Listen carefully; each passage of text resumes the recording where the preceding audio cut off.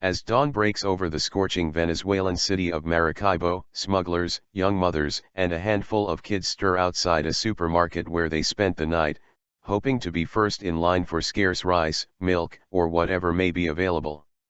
Some of the people in line are half asleep on flattened cardboard boxes, others are drinking coffee. Almost all are bemoaning their situation. With shortages of basic goods and looting on the rise, more Venezuelans say they are resorting to nighttime waits in front of closed stores. "I can't get milk for my child. What are we going to do?" said Leida Silva, 54, breaking into tears outside the Latino supermarket in northern Maracaibo where she arrived at 3 a.m. on a recent day. The food shortages in Venezuela, a major oil producer, stem from currency controls that restrict the availability of US dollars for imports. Lower oil prices, a recession, and rampant inflation have further darkened the economic outlook. The Information Ministry did not respond to requests for comment. There have been scores of looting attempts this year, fueling fears of worsening scarcity.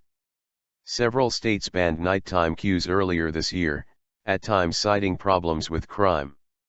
"I'm scared, of course, but it's the only way we can eat," said Efenia Gonzalez, 46, spending the night outside a supermarket in the hopes of finding food for her 9 children.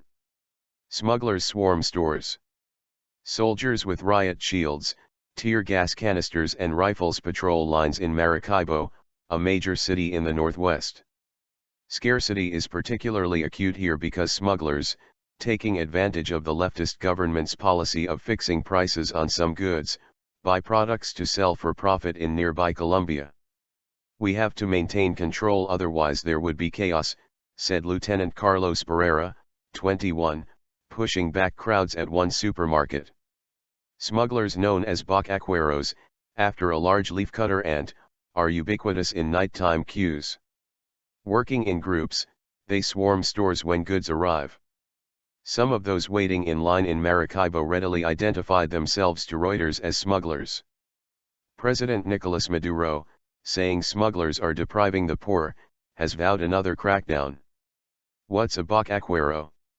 he said during a speech on Tuesday. "It's a human being turned savage."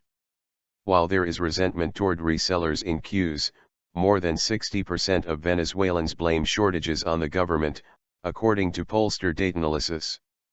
"We want change.